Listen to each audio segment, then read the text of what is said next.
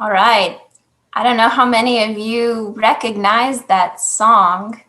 I'd ask you to raise your hands, but lots of your videos are off. So you can put on your video and raise your hand or put in the chat if you recognize that song. I wonder if you can put a year to it and identify the artist.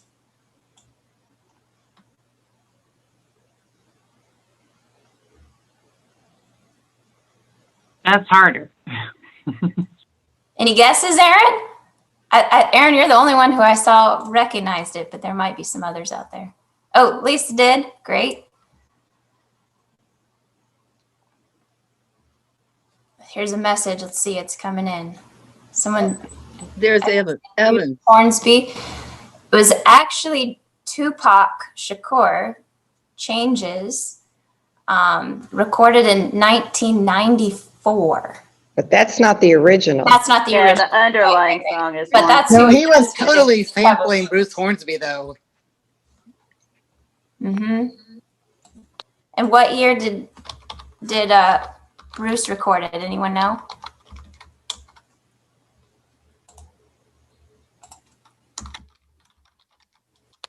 Back in my day, so it must be the 70s or 80s.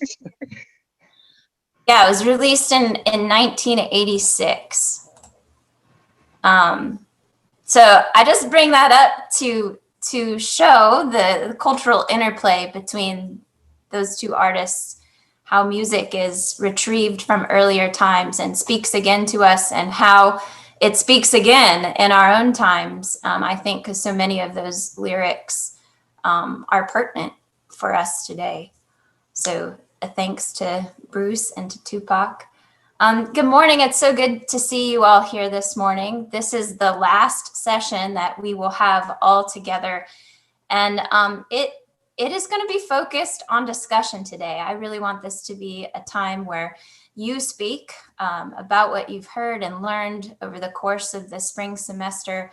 We'll do a little small group activity. But I really do want to hear from you today. And I think the best way to do that is just to do a little remembering together about where we've been.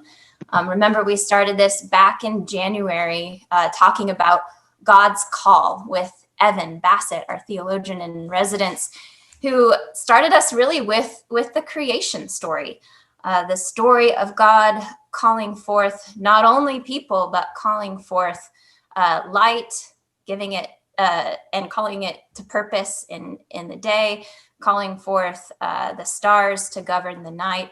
And Evan was really good at reminding us that God calls all things to a purpose, not just human things. And then we heard some really wonderful stories from our parishioners who shared about their own sense of the Spirit leading and guiding them in their lives and in their vocations. And then we moved to stories about us, about Epiphany's particular history, stories about the movements that have of different time periods that have intersected with the church and our community. We've heard from a panel moderated by Lisa about some of our history. We heard from Luther Smith about how God invites us to reach out across communities, and the God who speaks to us in religious experience, and how religious experience is an invitation to social transformation. We also heard from Bobby Patterson about how place invites us to reflect upon who it is that we are together in community, and that really the traces of life and culture are all around us. I'm looking out my window at this intersection of Ponce and Eastlake, which we haven't inhabited together, but we've asked the question in a while, but we've asked the question together at least, what does it mean for us to be here, located where we are in the city? And so as we go forward, I'm going to share my screen real quick. Again, there's Bruce. And I just want to put up. I know that Bruce did sing it, but we listened to Tupac's version. I do want to put up this paragraph in particular. It says, "We got to make a change. It's time for us as a people to start making changes. Let's change the way we eat, change the way we live, change the way we treat each other. You see, the old way wasn't working, so it's on us to do what we got to do to survive." In the midst of this call to change, what else did we hear in the song? What does the chorus say?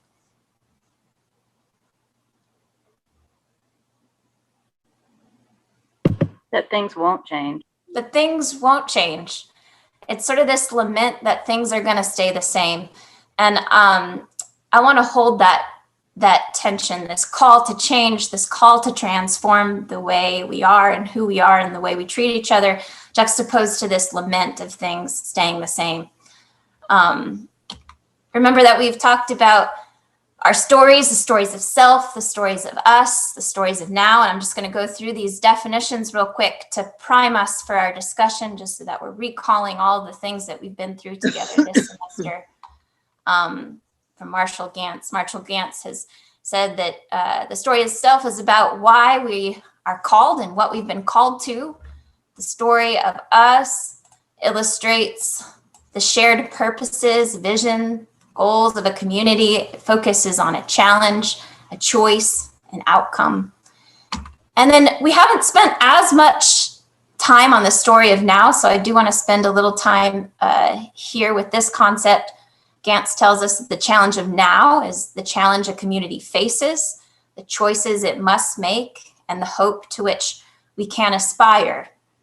It's urgent, Gantz said. It's rooted in the values, celebrated in the stories, and sometimes it can even emerge from a contradiction to those values that require action. So sometimes there are invitations for us to change and transform what we have valued in order to respond to what is happening now. And so as we think about the story of now, I'm wondering if we can just take a few seconds together and think about what are the stories of now, or what are the things happening in our time that feel urgent to us.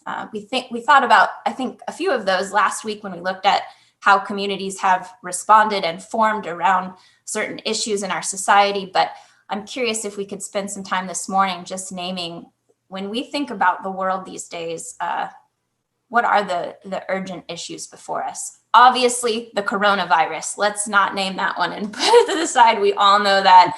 We talk about it all the time. But what are some others that are before us?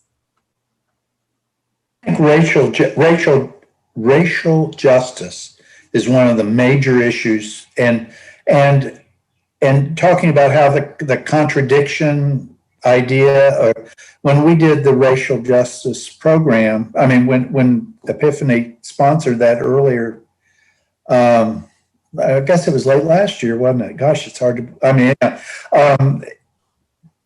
That challenged me to change how I look at things in particular and how I respond to things that I hadn't done before. And I think it challenges our community to look at things differently. Yeah, I think that's really right, David. I think that group has its finger on the movement. You would say that is an important issue for the day. Absolutely. Other thoughts?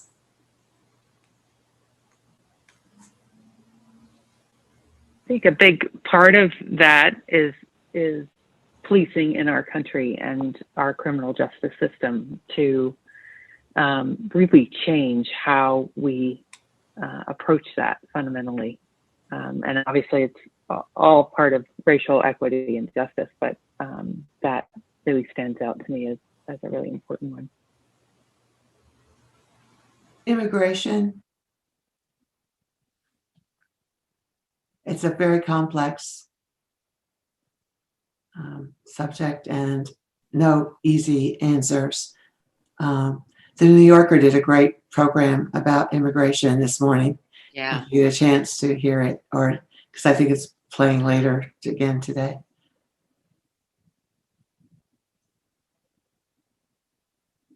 Thank you. Any others?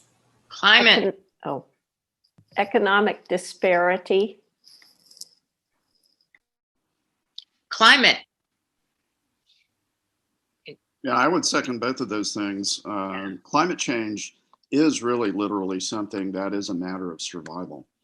And to echo the lyric,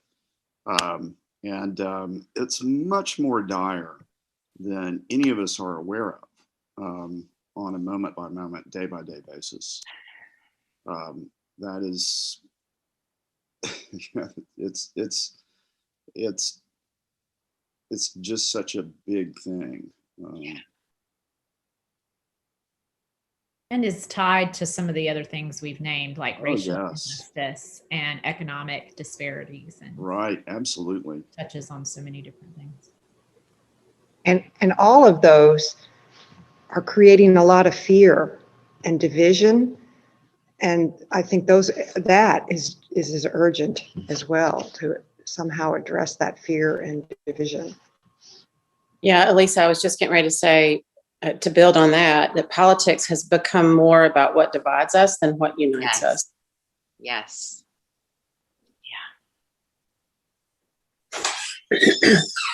When you all think about the possible antidotes to that fear and that division, what are some of the practices or ways of being that come to mind?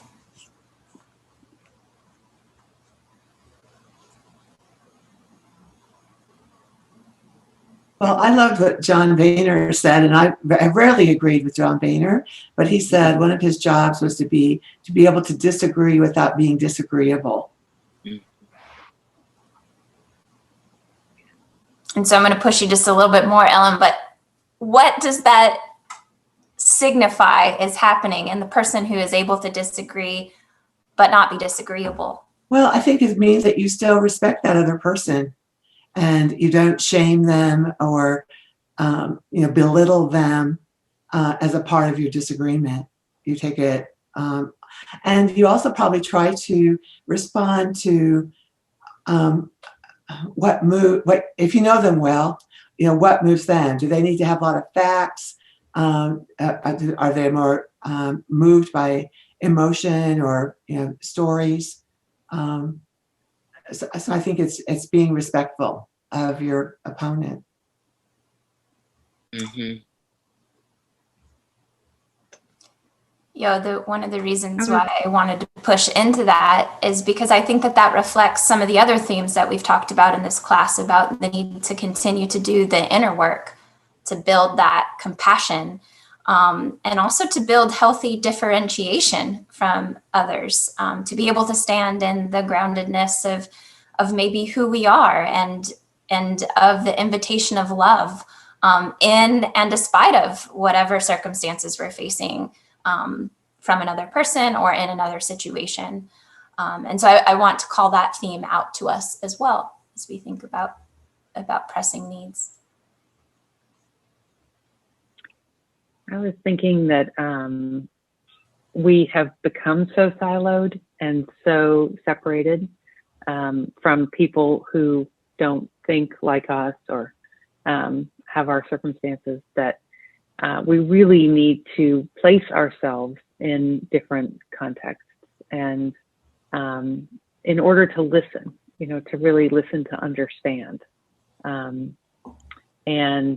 I think that the focus needs to be, obviously COVID has made this harder, but once that's easier to do, to really step outside our comfort zones and engage people who are different than us.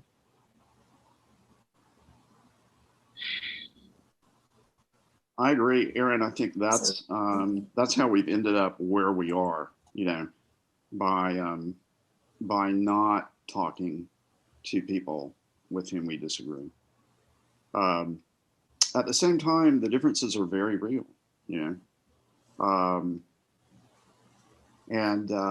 I totally agree that part of it is not demonizing the other person and trying to understand a conservative viewpoint, what we might call a conservative viewpoint. even if it still ends up with us sort of judging that a lot of that comes out of fear, in a different worldview and a view of scarcity rather than abundance. And, it's complicated because we've all been afraid, we all know what fear is like. I will say, Paul, though, and the thing that makes it even more complicated is that one-on-one doesn't really exist in our society. We've got social media, we've got 24 hours of news and of opinion, that when you do one-on-one, it's complicated by the fact that someone can sit and agree, two people, that there's a way out of this, and it can be overturned. And by just a matter of turning on your computer or watching the news. And so there are complications, and some of them have society implications. Do we publicize on the news every different point of view over every media every time someone disagrees with something? Because it fosters problems that make one-on-one communications much more difficult. And that's just one of the things that I'm not putting down the one-on-one communications. I'm just saying it's not as easy as just talking to people and listening to them, because they're also listening to other things that are sometimes more authoritative. Right. That's almost kind of a systemic issue, that's come up within the past, say, 50 years with media. Media has changed. I'm old enough to remember actually reading a newspaper. I still do. I do too, but I read it on a screen. Paper. As a kid, I used to throw the Atlanta Journal-Constitution, the Atlanta Constitution, back when it was a real paper, and it's not so much, real to me anymore. But Paul, not all of us agree with that part either, and because I find that AJC has lots of different views, and I realize I'm maybe not the only one, but I live by myself, and to say the least, I'm older. And I have difficulty finding people to talk to that are different from me, or even the same from me, sort of, right now, And so what do I do? Do I go out on the street and say, I want to know what you're thinking about this? No, I don't. And I'm not going to do it that way, but I don't know how to do that. I'm not going back to work in a different, where I've got other people. And so I think it makes it difficult. And I'm sort of wondering, I can't believe that we've got two staff members here, that the staff hasn't talked about how, I know we're not back in again, but let's say when we get back in as a group that's sort of normal, right? How does our worship, how does our church change? Because that's a place where, do we bring people in that are different from us on a basis so that we can talk with them, and they not fear us? Do we, I myself think it's not just us inviting them, it's being invited to another place where we're not so comfortable, in our building or whatever. I don't know. I don't have any answers to this, obviously, but I got a lot of questions.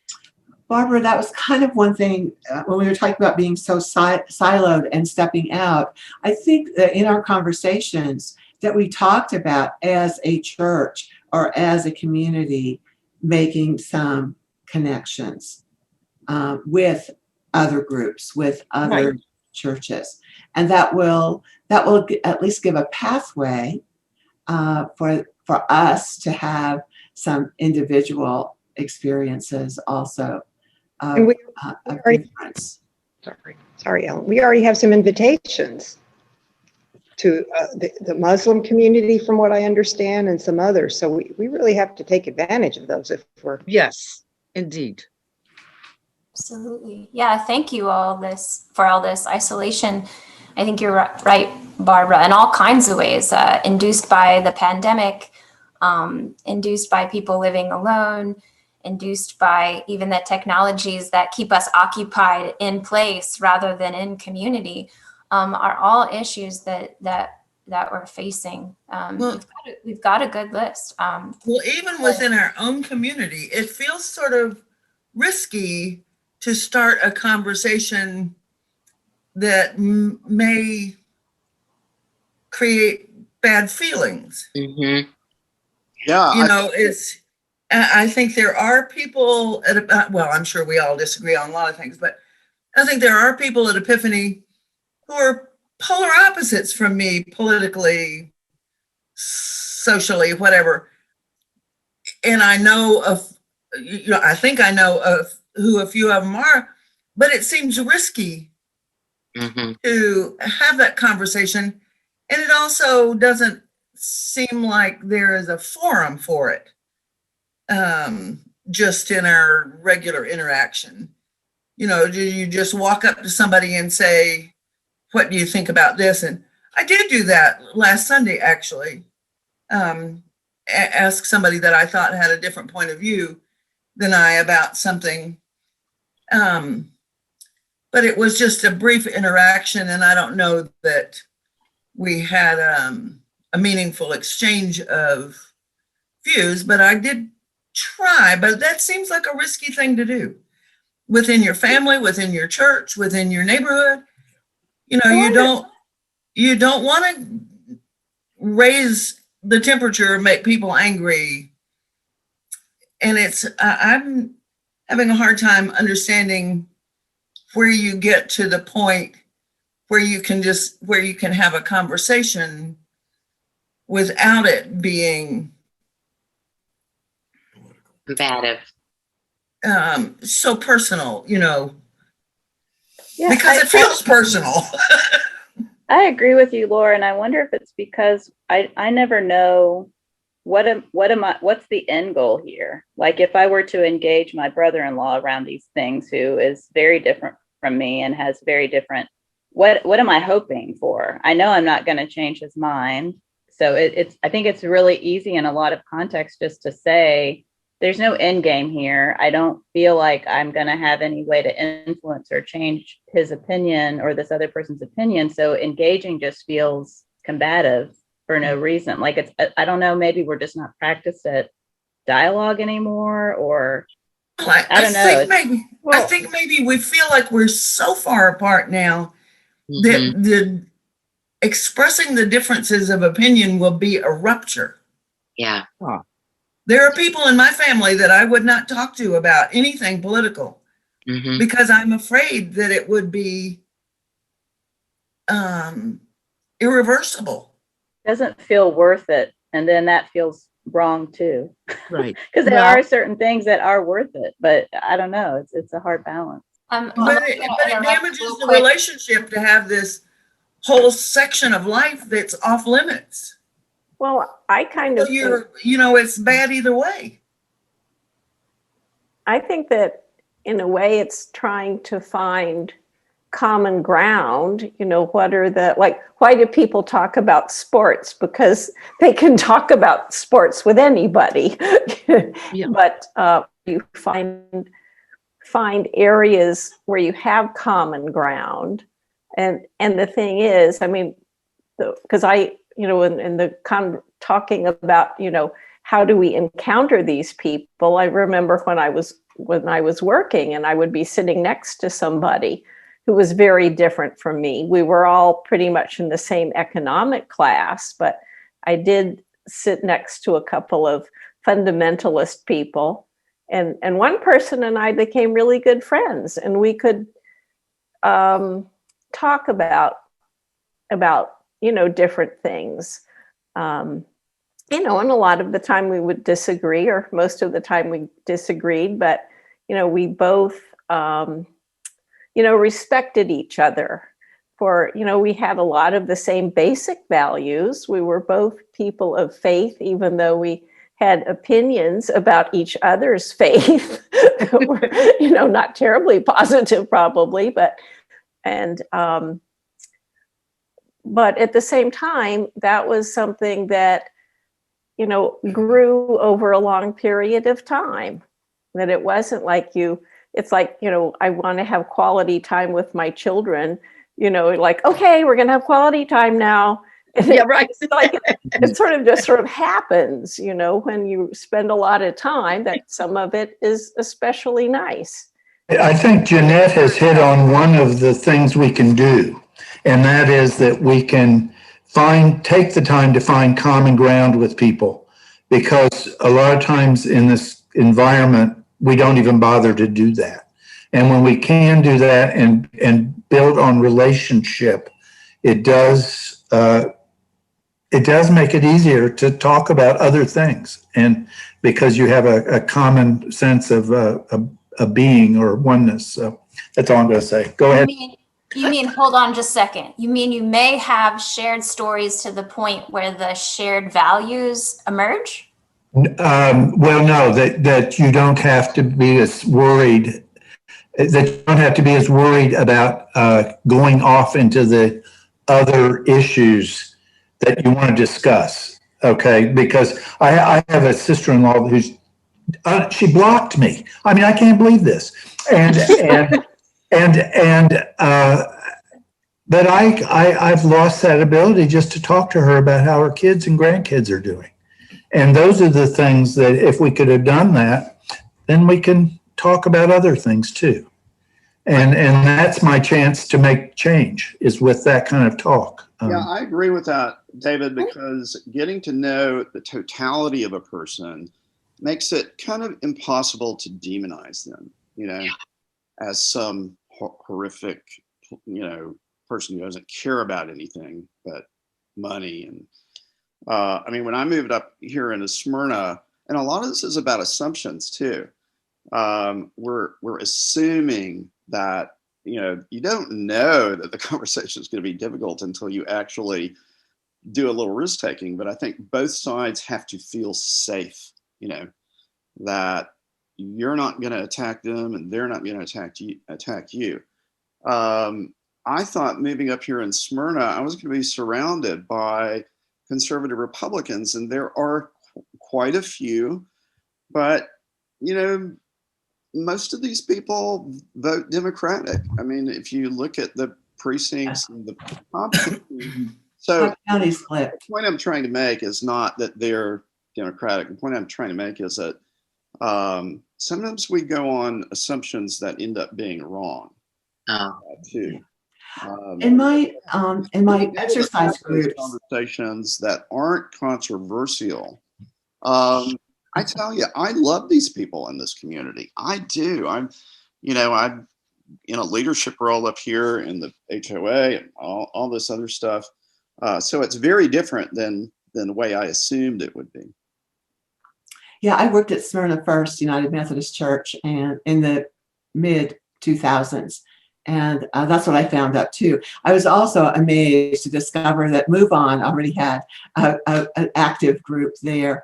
But what I wanted to bring up is that in my exercise classes, a group, something that's been coming up is people wanting to know how to talk to their relatives primarily who are Trumpers and so therefore are not going to get vaccinated. And so their impetus to have that conversation and to discover ways to have that conversation is out of love and caring about them, not wanting them to get ill. And you're going to discover I'm a real radio advocate on Saturday morning.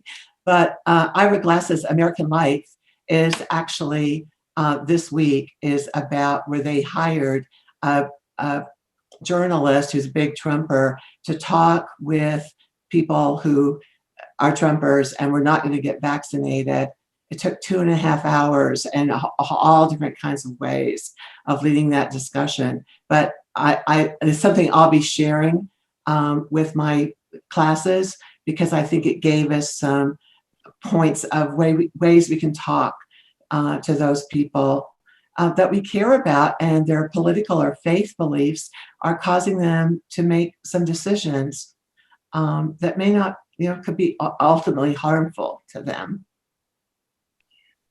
I do want to go back real quick before we go forward. I think Nancy wants to say something. I just want to sum up one thing that I've heard, and then we're going to pivot to Nancy, and then we're going to go back because I do want to give y'all some time in small groups. So what I want to bring back is what Laura and Shelley were talking about, both the need for a kind of platform maybe that helps us do some skill building around conflict and relating across various kinds of differences. But also Shelley's point, like, to what end? What is our hope? What is our trajectory? What is our philosophy of change? And why is change important? I think that becoming clear on those things as well help us to sit in these spaces with more distress tolerance. And we're going to talk more about that in just a minute. But Nancy, go ahead, please. Thanks. One of the things I keep hearing about is the things we want to talk about. And I think it's really important when we start out with somebody we haven't interacted with before to think about what we want to listen about too, and how we want to listen and what we want to hear. And spend a lot less time talking to people and a lot more time listening to them. We could just end the session right now. Nancy. I just wanted to agree So totally. add one more thing is, for me, what has worked is to share experiences as a community.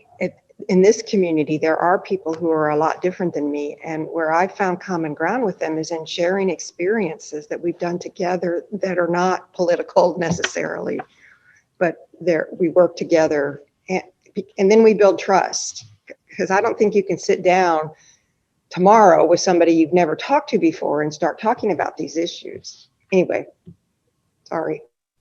I think we have a lot of energy around this, which I'm really glad and thankful for. And I really hope that you will see these small groups that we're offering in the next months to continue this conversation.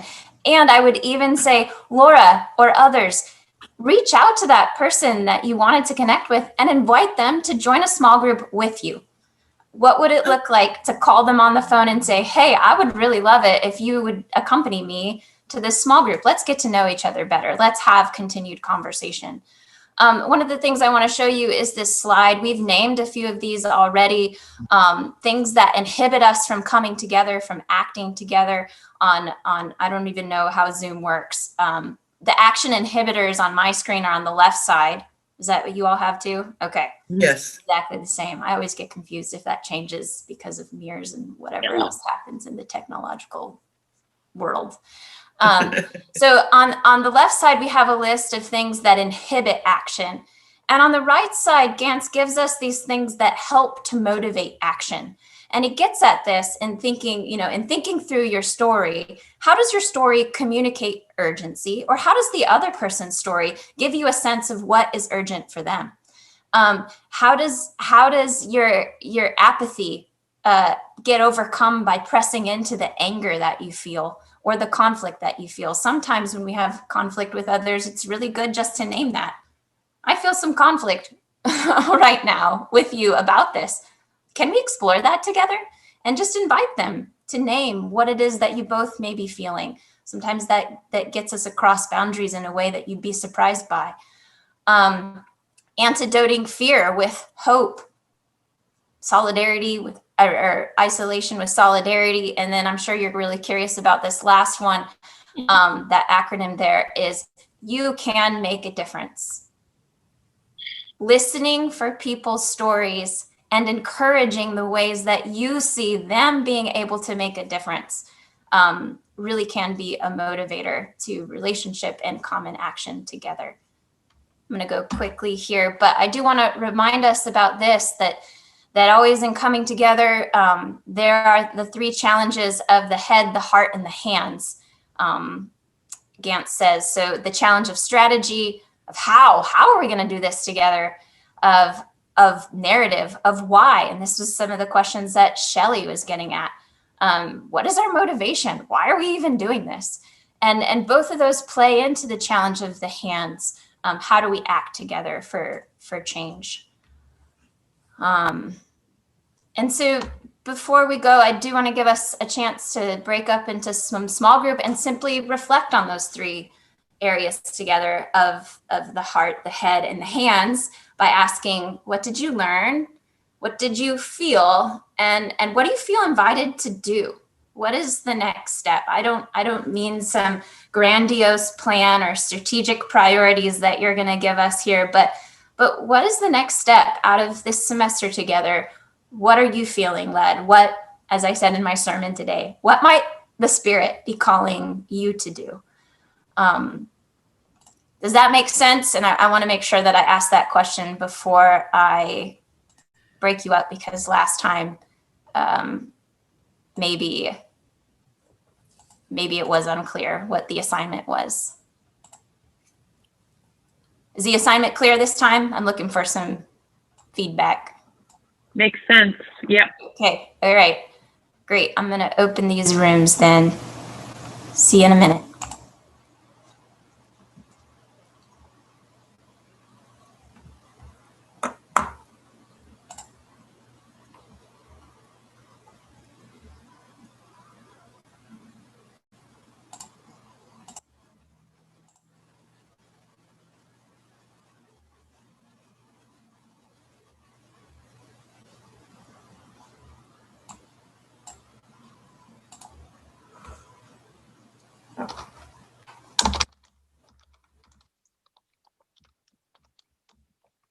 Nicole, somehow I'm not in a room, or I'm in a room. Maybe that's because you're the host. Hold on.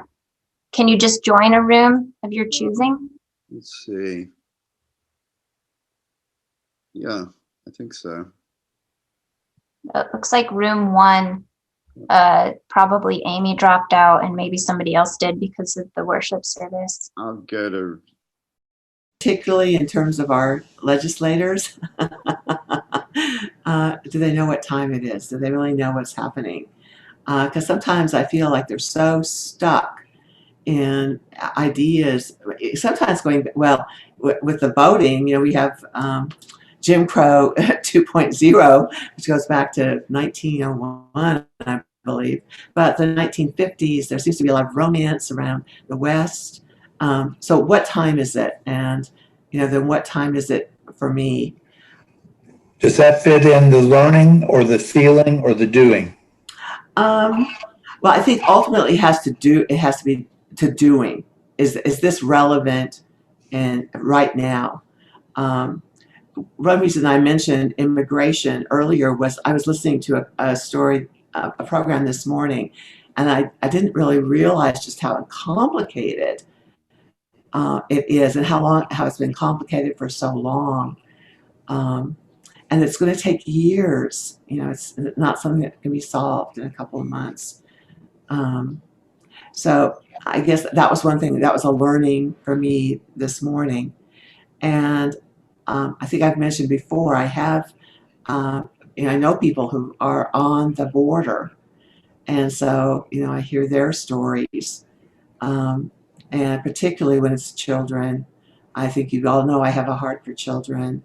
And the action, I've given money to the IRC because they seem to be doing this worldwide. But to be frank, because at one point, my friend really wanted me to move to El Paso.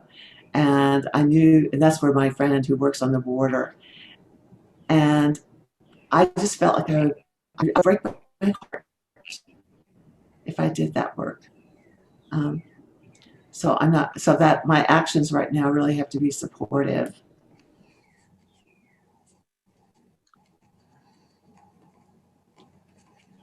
Well, I think one of the things that, I don't know if this would be something that I've learned as I try to process, if you're serious about making headway in this, sharing how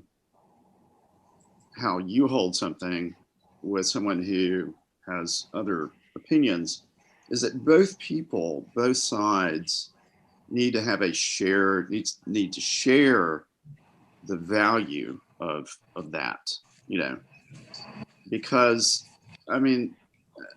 both sides have been so emotionalized, that if you don't start with that, you're not, you're just going to be disappointed, so that has to be kind of a ground rule. And I think we have to be, I think that I'm wondering if we can't be more intentional about sitting with discomfort and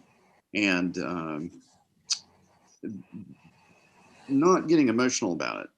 I still think if we took all of the emotion out of all of this, so we could talk about these things dispassionately without an emotional content, I think we would still have differences, but it would feel different.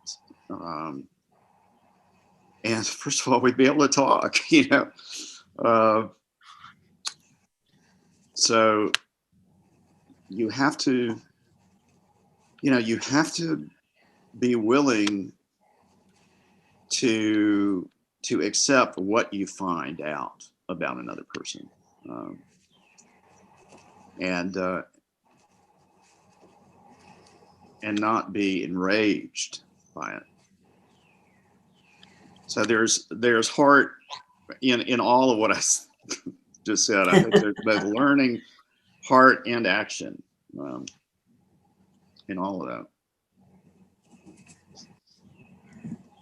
Yeah, ironically, the story I was just talking about, these were Republicans, Trumpers, and at one point they said, well, we just need the facts.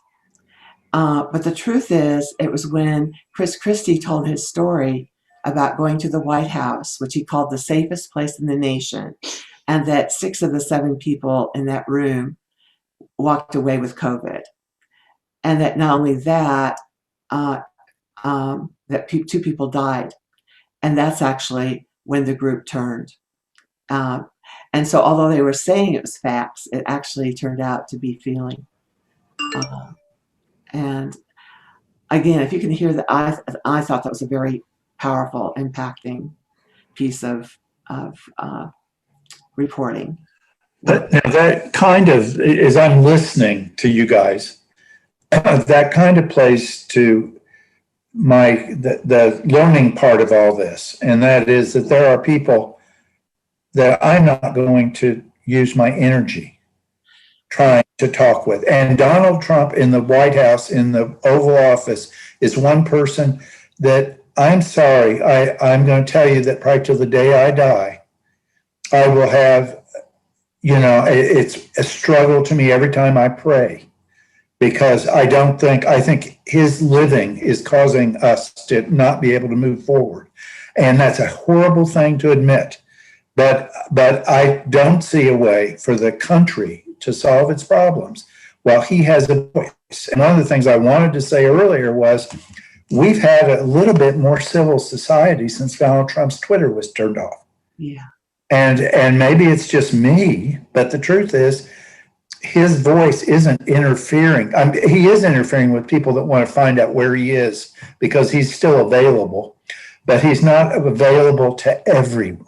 And he's not undermining progress as much as he was. He's beginning to seem a little irrelevant, actually, or a little weird, and I don't think that's just me. I think that's happening. It's just the natural progression is you shut it up, which is kind of where I was coming from, Paul, earlier today on my comment about the huge thing that we have to overcome, and that is social media. That it people tend to trust social media more than they trust. But I think if I've learned one thing, and that is that we're never going to make progress if we don't recognize the humanity and value of other people, even those that have different opinions than we do. Because until you can do that, when you take people and generalize about them, you're not talking to them, you're talking to yourself. Right. Yeah, I totally agree with that. But I also think, to your point, no amount of talking is going to change how you feel. Yeah. Even if you were able, even if you did have the energy. And we all have to make those decisions for ourselves. That's part of self-care, as far as I'm, if your interaction with somebody is going to trigger you, and I avoid those people, but there are people that I avoid. I had to kick 2 people off my landscape committee up here because they blew up in a meeting and just, and hurt people, hurt people. We just had to throw someone off our landscaping committee for that. Yeah. I'm still intrigued. I mentioned this once before. I'm intrigued. I haven't pursued it, but I'm intrigued by these groups that get together for a meal. And the whole point of their getting together is around differences. And I'm sure that there are probably groups in the political realm but see, there you have. At this point, too, you're called to. Well, we're going to leave and go to outdoor church. It was good talking to everyone. I'm going to have to, too. In a minute. Bye-bye.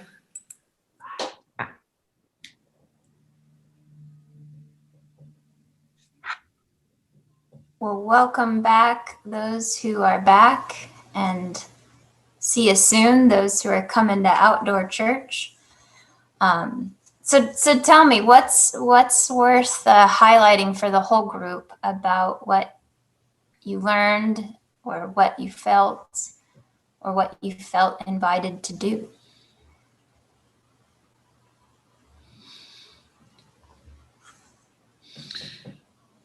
I'm going to look at those. Go ahead. Go ahead. I'm going to look at the groups again, because I looked at those and Anna, Cheryl, and I were talking about it.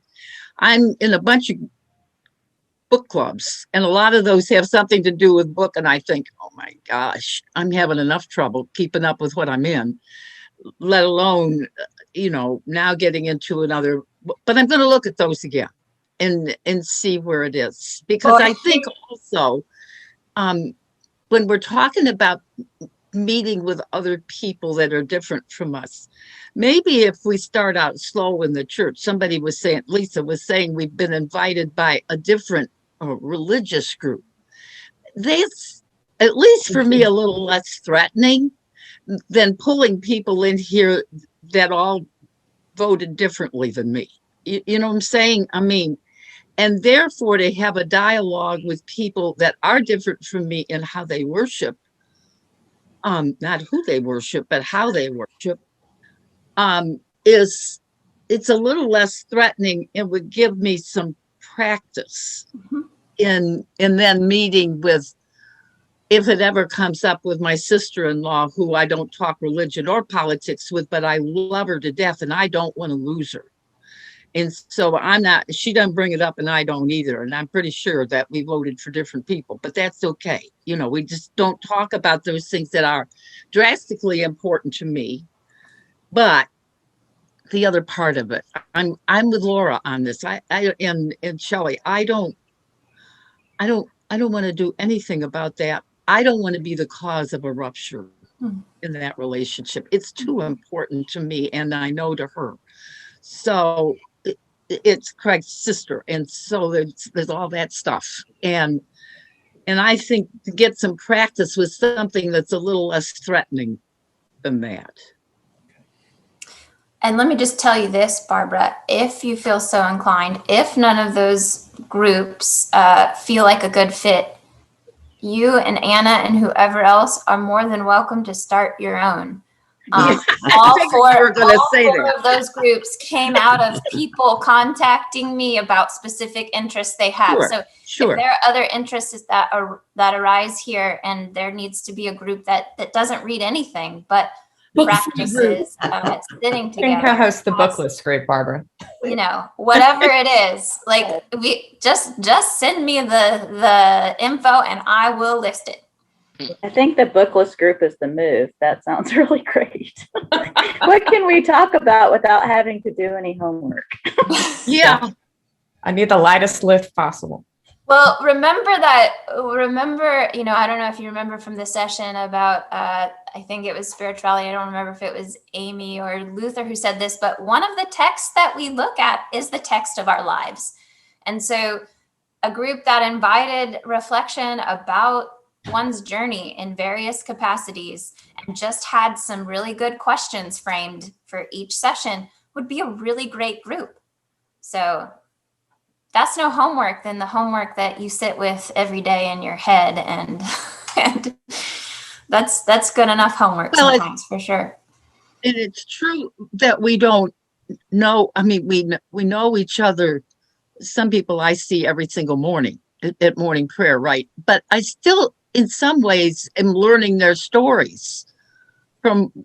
Even though I've been here 15 years and known some of these people for 15 years, it was sort of a hello, how are you? And so that's a thought with a group like that where we explore that a little bit more. And Anna was sharing some things tonight. And people are in different spots with little children and spouses who are working at different things. And that's not my story now. It was, but it's not my story now. And so, I mean, Julie and Linda were once little kids that I had to garner into church, you know what I'm saying? And so one thing in our group, one of the things we talked about kind of in that learning, the one thing was that the first thing here I'm going to mention that falls across learning, feeling, doing, was that both sides need to find areas of discussion about things they share when you're talking. And along that line, and is that idea that the amount of talking by itself is going to make change. Right. I got to go because I'm going. Okay, bye. I've been at church. So anyway, I thought those were two things that were interesting. We had the personal parts of those stories, but those were two things that anyway, that followed your charge to us when we went into a small group. And yeah, thank you. Other things to mention. Well, we also talked in terms of action about self-care, that there's some things you just don't go into because it's going to be too painful, too hard. Or I mentioned there's something I really care about, but I don't feel I can do it, but I can still give money. I can, do other kinds of volunteer things for them. So sometimes the action has to be, really aware of your own boundaries. Mm-hmm.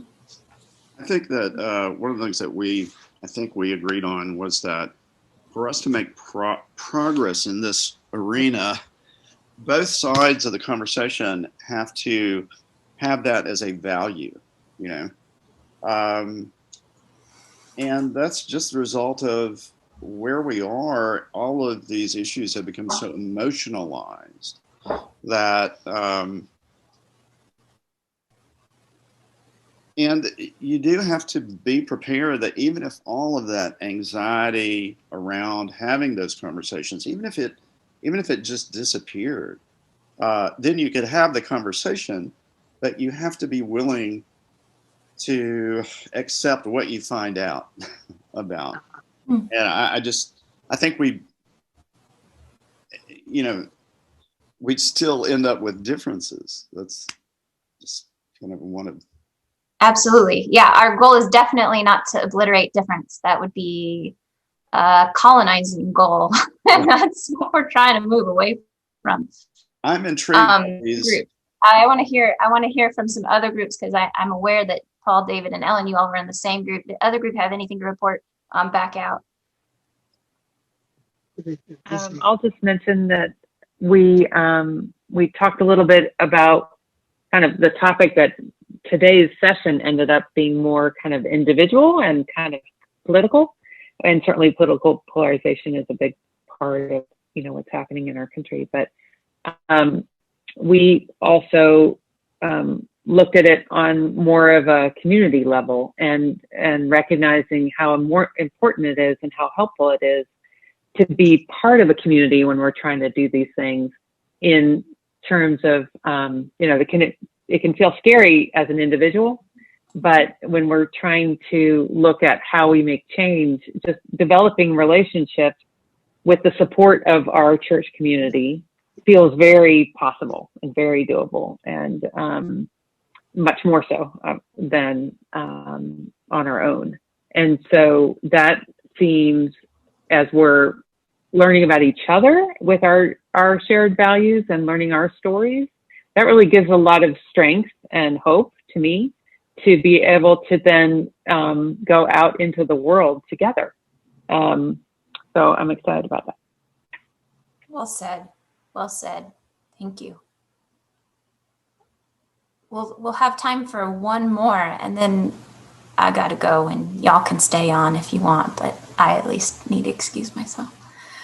In terms of what we learned, our group talked about Bobby's presentation and the importance of the forest burning so new things can grow, and how hopeful and helpful that was. And then we talked about, starting with smaller steps that feel doable, rather than immediately going to the brother-in-law that has an exact opposite opinion of everything that you hold dear in the world. But to start, closer in and work our way up. It's great. It's good.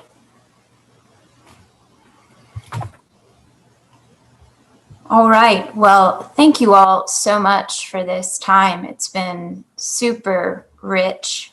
I know that I'll be going back and re-listening to some of the sessions. But I do just want to give a shout out again to all those who helped organize and facilitate this journey together. From Paul, our tech guy who recorded the videos every week, to Aaron and Jeanette and Lisa, who helped to plan the series, and for all of the facilitators who are not on the call today, but who also are just such a gift to us in the midst of this ongoing conversation. Do think about joining a small group, or do answer the Spirit's call and start one that isn't based around a book, if you wish. And do invite people who you may want to connect with to be in a small group with you, maybe thinking about 1 degree of difference, that first good step of learning to come together in some new ways. So blessings to you all. Thank you, Nicole. Thank you so much for your leadership, Nicole. You've been fabulous. Yeah.